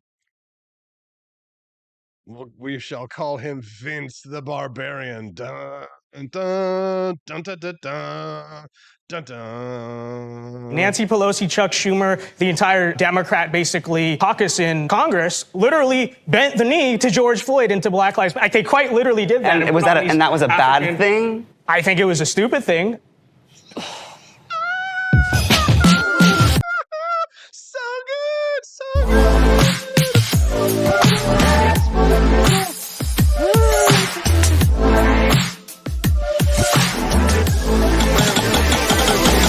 Down. It's so good. It's so good. It's so good. Maybe Asians didn't feel represented by Kamala Harris. Maybe people just don't like Kamala Harris. Like, she's one of the least popular vice presidents, I believe, in like recent history. I don't know if it's like an Asian exclusive thing. I just think a lot of people why don't you think they like her? She comes off as obnoxious and pretentious, and they don't like her politics. Can I piggyback off that? Wait a minute. She comes off as obnoxious and prejudiced people. No, you're out of your mind. Hold on. I've got to. The frame is blowing up. This is what happens when you don't have when you're your own producer. Okay, the frame is blown out. Let me fix that right now while we're doing this. I'm gonna do this in real time so that you guys can actually see what's going on here on the screen. Did that fix it? Okay, good. Sorry. Let's watch it again. Maybe Asians didn't feel represented by Kamala Harris. Maybe people just don't like Kamala Harris. Like, she's one of the least popular. Maybe people just don't like Kamala Harris. We were like, yeah, what? She's very unlikable. They're vice presidents, I believe, in like recent history. I don't know if it's like an Asian exclusive thing. I just think a lot of people why don't you think they like her? She comes off as obnoxious and pretentious, and they don't like her politics. Can I piggyback off that? I think Kamala Harris does not get the love from the Asian community because she picks and chooses when she wants to be whatever her identity is. When she's on TV, on camera, I'm a black woman, blah, blah, blah, blah. but she only claims her Indian and Asian background when she's in the fundraisers with the rich Indians. She's doing it to herself. She's dividing her identity by playing up, code switching. I know AOC likes to use the word code switching to the black community when she's on camera, and then code switching to the Asian community when she's raising money. Don't be surprised if, you only come around when you're asking for a check. Right, exactly. But it's also like, why is it so important, the identity to these people? Like it's who you are, it's what you are. I mean, I really like what Vince said when he talked about us being Americans, right? That it's not about being, he doesn't like the idea of hyphenated Americans, Asian Americans, Indian Americans, Black Americans, white Americans. Just be Americans. I just despise the whole atomization of society that has gone on to a certain degree, right? I'm as individualist as you come. But like one thing I guess I'm a collectivist on is that I believe in America, right? And I believe in the United States as a country and a constitutional system that binds us together. Everything else should be as individualized as possible. But I do believe that the United States as a country binding us together brings us the kind of strength that is necessary to protect individual liberty. That's just me. I know a lot of libertarians disagree with me. And then we're not in the streets, as hard as you would like us to be. But then again, you don't go on camera wearing a dot on your head and the jasmine in your hair, right? And wearing a sari. Show me a picture of Kamala in a sari, right? When was the last time? I've seen Justin Trudeau wearing Indian clothes before her. You know what I mean? So don't give me the nonsense, right? Like it's her fault that Asians don't get behind her. For her trying to win over people, do you think that maybe as a choice to not represent that, to be more relatable to the masses, could be the reason why she acts the way that she acts? I don't know. Are you saying Asians are not relatable to the American public? Yes. To some, yeah. No, to some. Being in a position where you have this generalization of how a standard American is supposed to be, and then all of a sudden, depending on the social climate, there is a lot of pressure on people to be a specific person. And so when you're someone in that light, trying to get support from different people, not even saying that she's right or wrong, I'm just saying that could possibly be a motive. She did it to herself. If you just called yourself American, you wouldn't be in this mess. But you switch the identity based on the. There is a point there that the liberal is making that, that I think is worthy of uncovering here and analyzing for a moment. in not necessarily in how Kamala Harris represents herself, but in this idea that there really is, when he says that, there's a concept of what an idealized American might be like, there's still like the diversity question, right? Which is that an idealized American isn't necessarily of one skin color or isn't from, some background. An idealized American is not just a white male with a nuclear family, right? An idealized American is somebody who embodies a set of principles, but it doesn't matter what their background is from, because frankly, at the end of the day, we're all immigrants or descendants of immigrants, right? Unless you are even the Native Americans who live here, many of them are descendants of people whose tribes warred against one another and came down from what used to be Canada, right? So it's unfortunate that there's always such a lack of historical context for discussions like this, and how ethnicity always plays a central role, when to me, I would much rather discuss the ideas that we have in common rather than what divides us, over ethnic and cultural and heritage backgrounds. But I mean, culturally, there's a lot more, I think, that unites us here in the United States than divides us. But of course, the liberal viewpoint is always to sort of divide us up among these racial lines. Has this been a good show today or what? Honestly, I'm having a blast. So much fun. And I haven't even been able to get through most of the topics, but these discussions that we're seeing right now, assimilation and retaining a common culture. What is he? Very idealistic, I think, but I think we should acknowledge the fact that diversity, quote unquote, is not a factor that is our strength. It's not a factor that historically or even in the current strengthens societies. People don't come together, form societies, form families, form communities because they have nothing in common. They come together and do those things because they have something in common, right? You talk about race in such black and white terms. The way you talk about it is it's either with America, whatever your definition of America, or not. You're talking in very black and white terms, and that's actually the problem in discussing race, because we're Asian Americans, we're neither black, we're neither white. When you're having a race discussion, you can't be talking about in such like lines. Yeah. Everything is in the. I mean, that's a good point. And I don't think that I agree with Vince on the question of diversity, because I do think that diversity is an important part of the American experiment, right? The best thing about the United States is that you can have what you want. I mean, I can't get New York pizza anywhere else in the country. I can't experience the culture of Brooklyn, the Jews of Brooklyn, and I can't experience the Diamond District of New York City anywhere else in the country. I can't experience the population of Los Angeles or San Francisco or San Diego or Texas or Minnesota or Wisconsin.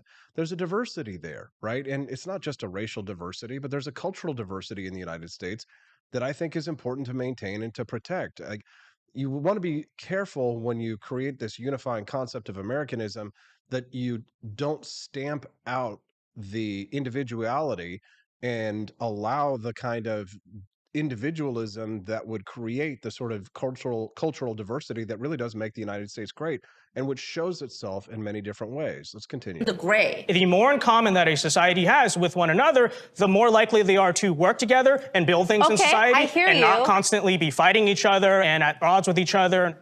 Did you think the Japanese internment was a good thing? Because that was a real assimilation situation. You know what I mean? No, Do you I recognize don't. that the term assimilation has negative history and facts associated with that word? So we do have to be careful in how. Yeah, I think she's being ignorant here. I mean, obviously, the Japanese internment camps was one of the greatest crimes committed by Democrats in U.S. history.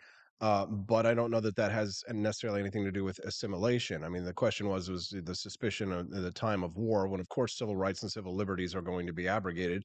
And it was, again, like I said, the Japanese internment camps are one of the greatest stains on the history of the United States inflicted by Democrats since slavery. But let's continue. How we choose, because assimilation for people of color have not been good to us historically. That's factual. So let me ask you. We're discussing the model minority myth but and the fact Japanese that internment is a classic example of assimilating Asian Americans. No, So it's do you not. think It's a that- classic example of internment. I mean, they intern people. Why? Like, it's Why? Not, Yes. To Why did they correlate that to Why did they intern them? Because they saw them as other. Because they saw them as dangerous. Not really. Well, yes, they saw them as dangerous because, and I don't agree with it, but left-wing president FDR at the time saw it as a national security So risk. you're or a whatever. Republican, right? You're right-wing, right? I want to.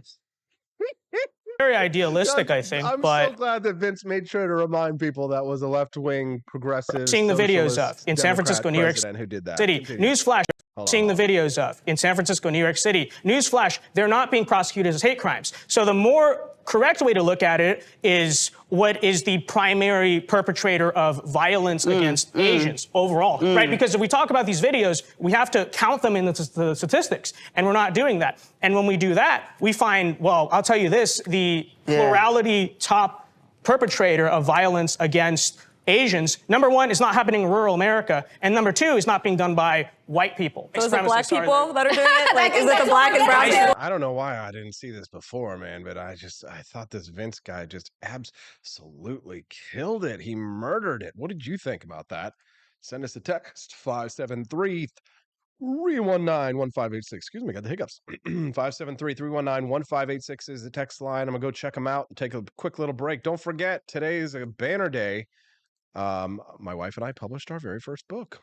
We've got lots more exciting news to discuss. We'll finish this when we get back. We're going to talk about a mom explained why she quit OnlyFans on the Wake Up America show at wakeupAmericaShow.com. Good morning to the Cantina crew. This is Elon Musk, the CEO of Twitter. And I just want to say thank you for watching the Wake Up America show.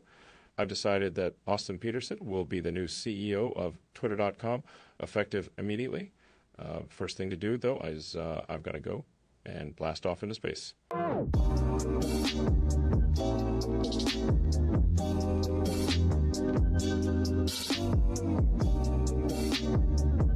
If there wasn't going to be somebody who was a fiery champion of liberty, somebody who would get out there and who would be aggressive, and if they wouldn't do it with more fire or passion than I had, then I would go and I would fight this battle for us. I've fought for the principles that we all share. Parties tend to be secondary to me. We're here because we believe in the principles of liberty. I am not a perfect messenger, but I think I'm a damn good one.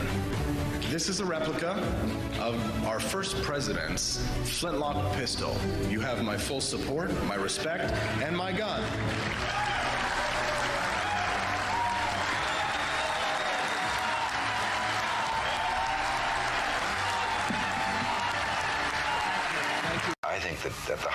philosophy is much more libertarianism than well, that's the fashionable word these days, I guess. A conservative is no longer just that. He's a libertarian. And always has been.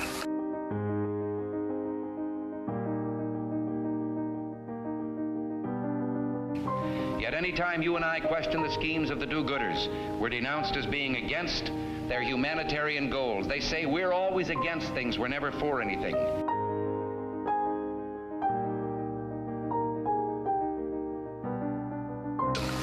And what is fascism? Fascism is private ownership, private enterprise, but total government control and regulation.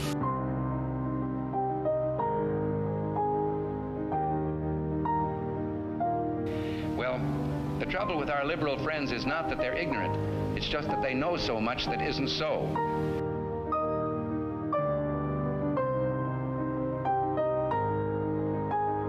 If we lose freedom here, there's no place to escape to. This is the last stand on earth.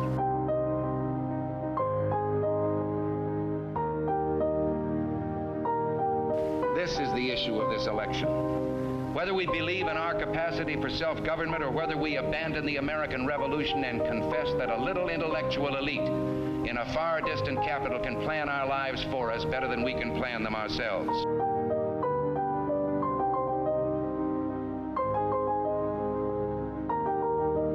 The conservative, so-called, is the one that says less government. Get off my back, get out of my pocket, and let me have more control of my own destiny.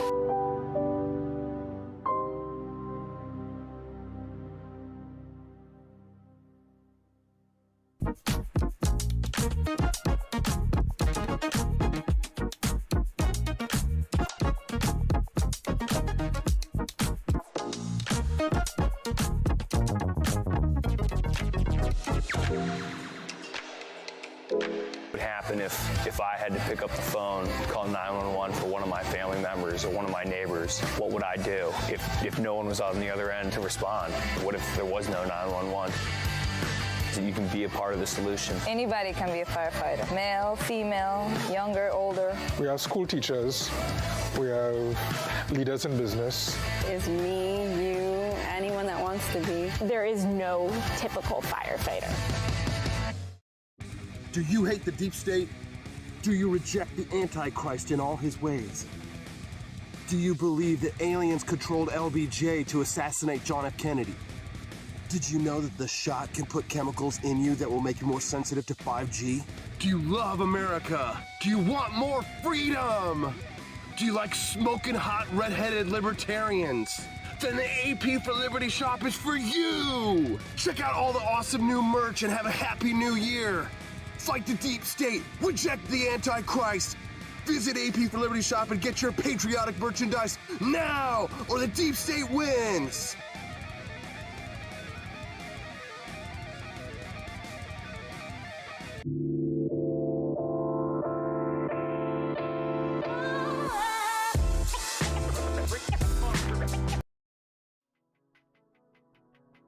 Good morning, Rise and Freedom. I'm Austin Peterson. You're watching and listening to the Wake Up America Show at wakeupAmericaShow.com. How are you feeling today?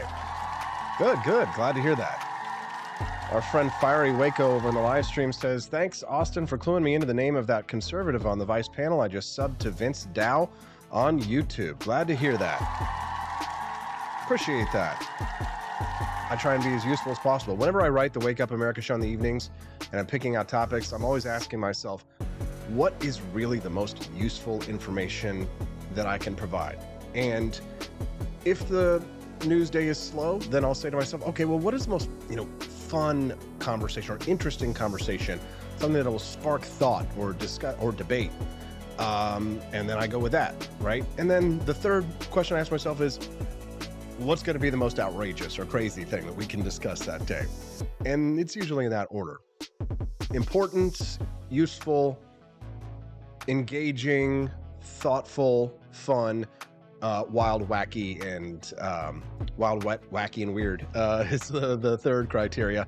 And I appreciate so much all of our friends supporting the program today. And I'm glad that you guys like that commercial from the deep state. Don't support the deep state. Visit apforlibertyshop.com. You guys liking my shirt today? My awesome, it's called a Hawaiian style, but it looks more like a bowling shirt. Did you see the picture on the back yet?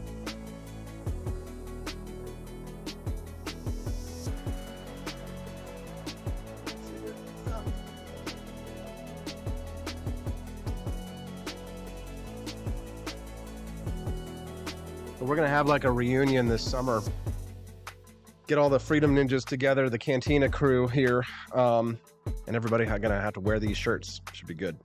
If you haven't already seen, check it out. My wife and I published our very first book, and it's available today on Amazon.com. We're super excited to release to you, the public, Calvin, the Coolest President. Calvin, the Coolest President. Super exciting, isn't it? It's cool for us to be able to share with you the biography of the 30th president, Calvin Coolidge. We made this using artificial intelligence, and I thought that you guys would think this was really cool. So we bring to life the story of one of America's most notable presidents and his legacy, from his humble beginnings to his time in the White House. Calvin, the Coolest President introduces young readers to the character and accomplishments of Calvin Coolidge, making history both educational and enjoyable, perfect for history buffs and curious children. This book is a must-read for anyone looking to learn about one of America's greatest leaders. A lot of people don't know Calvin Coolidge was born on the 4th of July, baby. Pretty cool, right? There's a little free sneak preview if you check it out. It's available now to download on Kindle. In the next 24 hours, you'll have a paperback version. Meet Calvin Coolidge, the 30th president of the United States. See, we generated all of this using artificial intelligence, all this. Isn't that really cool? Really nice illustrations. Calvin was the only president born on the 4th of July, which is Independence Day in the USA. Isn't that cool? And then see, look there, little baby Calvin. There he is as a toddler on his birthday, which is the 4th of July. And the thing that I think makes this book so unique is that it really does a good job of explaining why Calvin Coolidge was different from most other presidents. See, most people think that in order to be a good leader, you have to be telling everyone what to do all the time. But Calvin Coolidge showed that that is not the case. So if you'd like to introduce a young person, or even just, get one for yourself to the ideas of Calvin Coolidge, you can check it out at Amazon. So definitely check that out. For those who are interested in the personalization, by the way, I see that Elizabeth Fanning Press is asking about that. Just so you know, the one that's on the website right now says Cantina for Life. Okay. But if you want one that has your name on it, you have to contact me first when you're ready to buy it. And what I do is I create a new version of the shirt for you, and then you can go to the website and purchase it. If you bought one of these shirts right now, it would say Cantina for Life. Okay, so make sure you contact me if you decide to buy one at the shop. It's apforlibertyshop.com, and we've got a bunch of other awesome stuff over at apforlibertyshop.com as well. If you haven't seen, we've been adding like tons of awesome products every single day. I produce Thomas Jefferson phone cases, George Washington mouse pads, all kinds of great stuff. So make sure you check that out too once you get a copy of Calvin, the Coolest President. Elizabeth Press says, can I get Cantina Crew on one line, Mean Liz on the next line, or is that an upcharge? No, it's totally fine. You just tell me whatever you want, as long as it fits above the pocket, which my name's pretty long, as you can see right there. So if you want your name or whatever it is that you want on there, you just have to contact me when you got to be like ready to buy. So if you're ready to buy it like today, just contact me through DM or, on AP for Liberty on Twitter or whatever. And I will create it, publish it. And then once it's published, then you can purchase it, and then I will revert it back. So it's a little bit of a process, but I can do that this morning. So, Maria, you got the mouse pad? Yes, dude. Take a picture of it and send it to me, will you? Because, or like tweet it out with the link, because I would freaking love to see it. I haven't gotten one myself, but I definitely want one. I'm gonna get one on my desk right here, so I can have like the George Washington LED light up mouse pad. Definitely send it out today on the tweeters. We'd love to see that because dude, I totally want one. I designed it and I don't even have one. Okay, so we're talking about artificial intelligence because honestly, I think we should just stick on the topic that we are, and I'll use the other topics for another day. But how workers are using Chat GPT to make their jobs easier. I've already done some real life demonstrations of artificial intelligence on the program, and so I'm not going to do a demonstration here, but I'm going to kind of talk about it. So as you can see, the Calvin Coolidge, just so you know, Chris Morrill, not too fat to fit an XL. I'm pretty large, and this is an extra large, and it runs kind of big. The sizes run a little bit big, so it fits me perfectly. It's got a little bit of space in there for me, and I'm like 230 pounds, so it's again big dude. So FYI, but yeah, the sizes run a little bit large. I think it'll be fine for you, Chris. All right, so we're talking about though how people are using artificial intelligence for their work. So I had to write a press release last night in order to alert the press that I had published a children's book. So in order to write the press release and to not have to spend freaking tons of time doing it, I gave ChatGPT all of the parameters, and it did it wrote the press release for me. So, for example, when I needed to have it like include all of the information about the book and all that stuff, I just gave it all the information that it needed and told him to write a press release for me, and then boom, boom, boom, boom, boom, press release was done. Honestly, huge benefit. I mean, would have taken me a lot longer to write the press release, and ChatGPT was able to do that for me, and it did it perfectly because it didn't have to do any fact check. I didn't have to do any fact checking or anything like that. I didn't really even have to tweak it that much. Half your weight is in your dump truck ass, though. Very true, very true. I do have a gigantic badonkadonk, for those of you who know me. Excuse me. But ways that you can incorporate ChatGPT. A lot of people who work in as realtors are already starting to incorporate ChatGPT in that, so you can write marketing copy, real estate listings, social media content, and we're doing that right now for all of the content for AP for Liberty Shop. I'll go into ChatGPT and say, write 10 funny libertarian tweets for a mouse pad that features George Washington in a synthwave style saying, if you want peace, prepare for war. Include this URL at the end of every tweet, right? So the URL for the product. And it, out of the 10 tweets that it writes, maybe 2 or 3 of them are really good, but that's all you need, right? You only need 2 or 3 tweets. And then I can, and since it includes the URL at the end of every tweet, I just have to copy and paste it into my social media scheduler. Nathan, my new employee, copies that and pastes that into the scheduler and then schedules it out. And it does saves us so much time and energy. So if you're somebody who does any marketing at all, then definitely check out ChatGPT for that. The big guy is saying the big igloo boys make it hard to wear floral Hawaiian shirts. Very funny. True. Did I edit it though? That's like having an employee / researcher. So yeah, so sometimes I do need to edit like the tweets, right? Because sometimes it'll just give you an idea, which is good. A lot of times it's hard to generate ideas, right? You can ask ChatGPT to say, give me 5 ideas for a libertarian children's book, right? And it'll do that. It's great. But realtors are really making a lot of use of this for their own marketing. Marketing professionals, of course. I mean, it's mind-blowing what you can do, writing quality press releases in 15 seconds, right? The way to use ChatGPT is to use it like a personal assistant. You can dictate it to it like it was a person that you're delegating a task to. Now, the more descriptive you are in the prompt and the more details that are included, the better the output will be. The only problem with me is that like a third of the stuff that I want to produce, ChatGPT doesn't want to produce because it says that it's extremist. Lawyers, that's really a big one. And I think we've already really talked about this one. But like when Stephanie and I were working on the copyright for the book, for the children's book, we had questions about copyright law. And you know what? This ChatGPT passed the bar. So it passed a law exam. So it knows enough about American legal code for us to be able to make a determination on what we can do and what we can't do in terms of copyright for our book. But we also we want to produce T-shirts with a movie quote on it, but we don't know what the copyright question is. Well, what is the copyright thing in using movie quotes on a T-shirt? Blah blah blah blah blah. And then it spits it out and says, okay, here's the kind of way that you could use this and the ways that you can't use this. So I think that ChatGPT could be really useful as an idea generator, exactly as Elizabeth is saying. The last thing the world needs is more starving human artists, Chris. Well, here's the thing. So I'm an artist, right? But I only have certain types of artistic skills.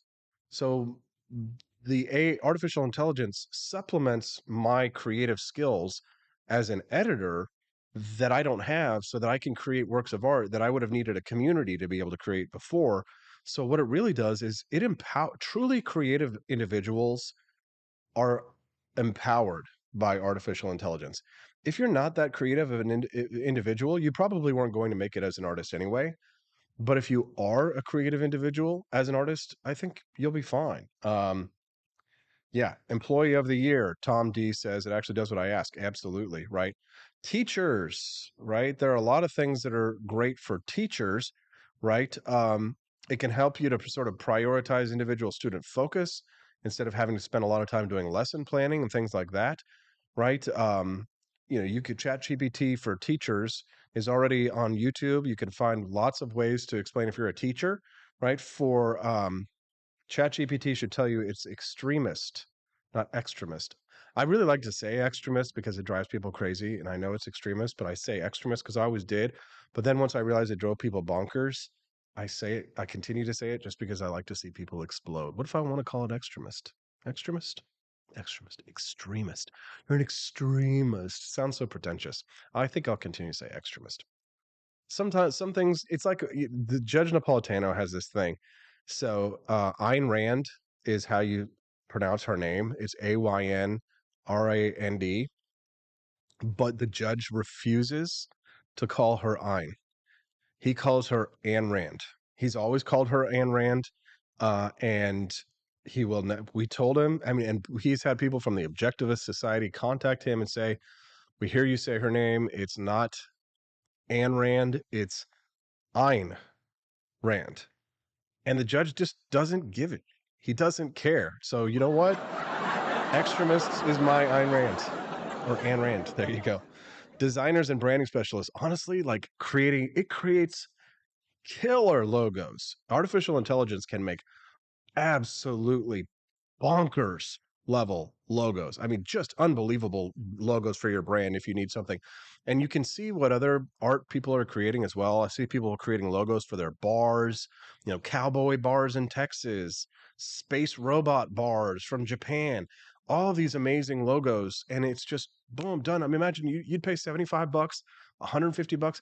Hell, I paid thousands of dollars for the brand, for the AP branding that I have, which with like the flag stripes that goes through it that I use for the AP for Liberty shop. That brand, that cost me thousands of dollars to generate all of my AP for Liberty brand. When I did this several years ago, back in 2018, when I used it for all of my campaign stuff, the American flag stuff, that cost thousands of dollars for all those logos and styles. Now, artificial intelligence can do a lot of that stuff. Designers and branding specialists can absolutely use this in their offices. And as an energized MAGA libertarian extremist, Mad Mom Anon is joining us today. We're super glad to have you here. My voice is running out. I need some clips to play so that I don't die from not having a guest. Usually I have a guest who talks for me. Let's go to our Twitter weirdness and watch some more Vince Dow the Barbarian. He's going to be with us this coming Thursday on the show. Let's take a listen to a nice There's a lot of violence happening. A lot of it's against Asian people. A lot of it is happening in cities. Crazy idea, I know. Then maybe it's not a good idea to let criminals out of jail. Maybe it's not a good idea to defund the police, neuter the police ability to have any degree of law and order in our streets. And maybe you wouldn't have so much violence happening against so many different types of vulnerable people. I mean, this is just the truth of the situation. We can talk about this correlation with COVID. Maybe that's true to an extent. It's also true so maybe that's true to an extent. What do you mean? Because it's also true that it's been climbing over the past year or two, whatever. That's also around the same time that we had all of these, anti-police movements. A lot of But it's also around the same policy. time that Donald Trump was calling it the China virus, right? Well, he's not calling it anymore, and it looks like this stuff is still happening. The problem with saying stop Asian hate and just saying stigma, whatever, is that it misses the real core of the problem. The real core of the problem is that there is lawlessness and mass violence and mass crime happening in cities. I think that the stop Asian hate movement comes from woke left-wing social movement to kind of make it into this argument of like minorities being persecuted, when I don't think that's the core of the problem. I think the core of the problem is like, it's just dangerous in our cities. Oof, they hate this guy. I can't wait to get him on Thursday. Let's continue. Vince Dow, the barbarian. Kamala exists. It's politically and expedient. You kind of saw this when Biden chose her. She exists to basically appeal to like the woke diversity mob. Like, that's the truth. Biden said, I'm going to pick a woman. And then he said, I'm going to pick a woman of color, quote unquote. Ended up with Kamala Harris. And I just think that a lot of people outside of Ivy League educations find that stuff off-putting. In general America, a lot of people of all different colors are very off-put by her entire political presentation in existence because they're off-put by the women, diversity, black people, liberal nonsense. They're off-put by a woman in leadership. I want to chime in here. If you're just tuning into the Wake Up America show, I'm playing clips from our buddy Vince Dow, who appeared on a Vice panel apparently last fall, and I had never seen it until this week, and it's been blowing up on the internet and going viral, and so I reached out to him and was like, damn, let's get him on the show. He'll be on with us on Thursday, talking about Kamala Harris here and why she was chosen to appeal to the woke diversity mob. Let's continue. This is so good. Apparently, even like women of color and black women, even like as we her talked approval about. rating in general sucks. I agree. Why? Because let's get off the like approval rating for a second. I want to hold on one point of yours, which is Okay. she's a token. That's what I heard from you. Sure. I think Biden chose her absolutely as a token. So I want to know how you. Kamala His face right there at the end. She wasn't a token. He said, Joe Biden said specifically that he was going to choose a woman of color to be the VP. That he's telling you right there, that is the definition of tokenism. But look at this young Indian kid. Look at his face as he responds to the truth slapping him in the face. approval rating in general sucks. I agree. Why? Because let's get off the approval rating for a second. I want to hold on one point of yours, which is she's a token. That's what I heard from you. Sure. I think Biden chose her absolutely as a token. So I want to know how you. Dude, the looks. If you're just listening to the podcast later or listening to the audio of the stream, you're missing out. Make sure that you watch the actual live show when you can, because it's obviously a great way to help support the channel. And also you miss out on all the facial expressions and stuff, not just from the audio, but just from what you're watching. Of course, we do upload the audio of the Wake Up America show every day to Podbean, and it goes out on Stitcher. It goes out on what's Spotify and Apple Podcasts and Google Voice Podcasts and all that crap. So basically, if you want to listen to the audio version at your leisure, we do upload that as well. But this kid, Vince Dow, is just killing it. Vince the Barbarian, we're calling him. Let's continue. Maybe Asians didn't feel represented by Kamala Harris. Maybe people just don't like Kamala Harris. Like, she's we already saw this one. Maybe people don't like Kamala. I think to a reasonable extent, you could say, okay, if someone grew up in like total poverty and they didn't have the same opportunities, then you can lower the standard a little bit. What I would still say is I think there has to be some proof still of capability. Right now, there's a left-wing movement to remove SAT and standardized testing. So in my opinion, sure, the SAT may not be a perfect test. I think it's decent. That is what actually levels the playing field, is saying we have to take the same test. It doesn't matter what your teacher, how hard they grade, you pay them off, private school education, that's the environment where it's like totally even. Make barriers. I think to a God, that is so good. I like this comment that was placed underneath it. It says, well done. I am white, born in the USA. If I immigrated to any of these Asian countries discussed, would I get special treatment, job offers, scholarships, and social movements dedicated to me and my skin color? Would I be tolerated if I complained of unequal treatment? Actually, the answer to that, of course, is obvious. No. Matter of fact, you probably experienced more racism than you've ever seen in your entire life, because America is actually the least racist country in the entire world. Yeah, they're pretty racist in other countries. You haven't noticed, maybe, because you haven't been there? They are. They're very racist. Okay, so gotta go. Today was an awesome show. I freaking loved it. I had an absolute blast. How about you? Did you enjoy it? Did you like our exciting new announcement?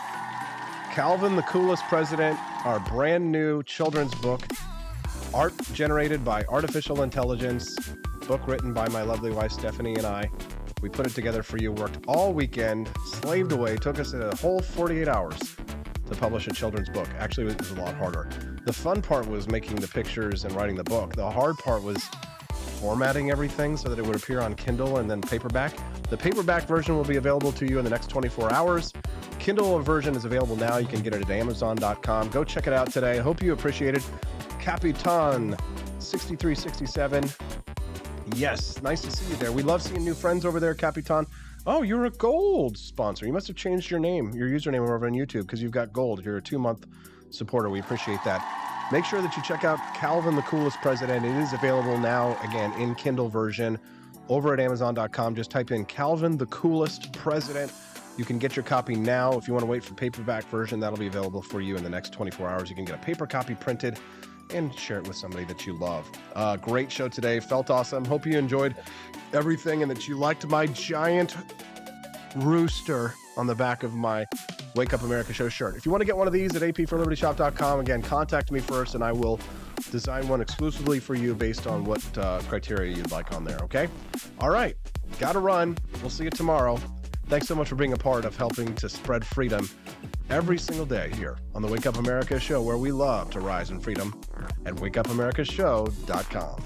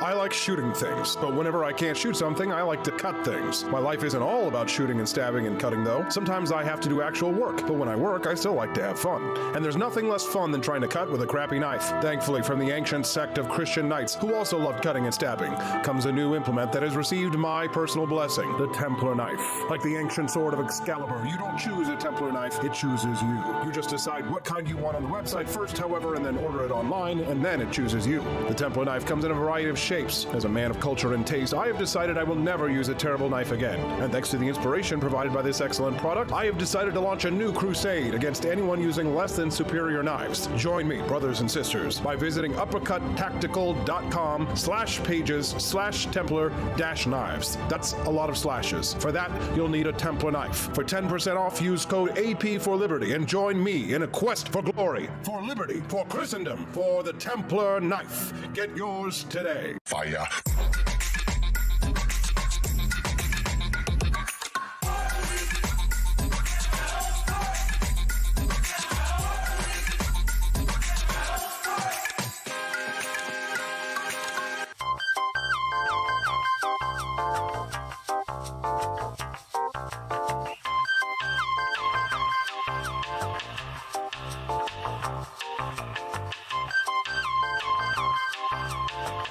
Hello, this is Barack Obama, and let me tell you why Austin Peterson stinks, and you should never pay attention to anything that he has to say.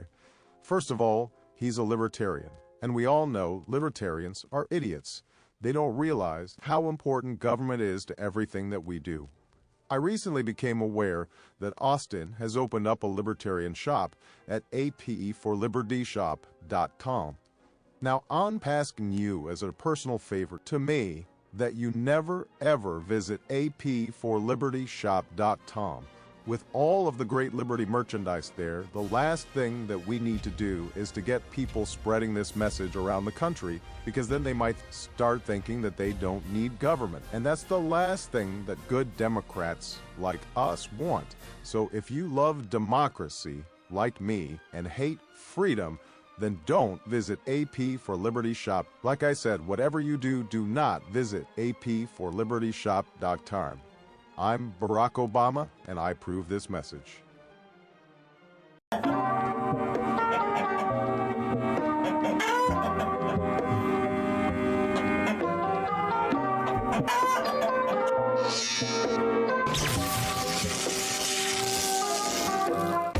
Want an engaging website to boost your business? You're just a click away from 5-star Fiverr talent. Hundreds of freelancer skills like web design. Head to Fiverr.com today and get something started.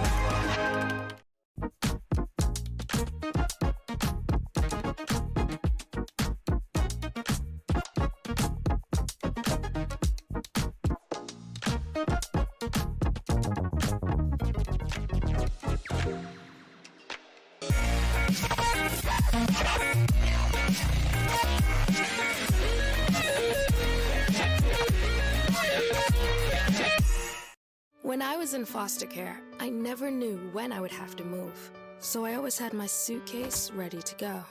Then one day, I was adopted. My new parents opened their hearts and home to me. My parents cook my favorite breakfast for me every morning. My parents take me on trips I never thought I would go on. They gave me a home and an even better reason to use that suitcase. My parents aren't perfect, but they're perfect for me. I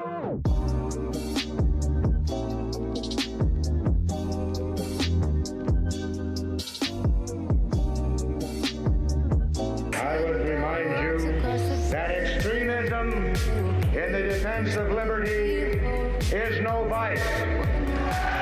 It is better to settle these matters in the courts than on the streets, and new laws are needed at every level. But law alone cannot make men see right.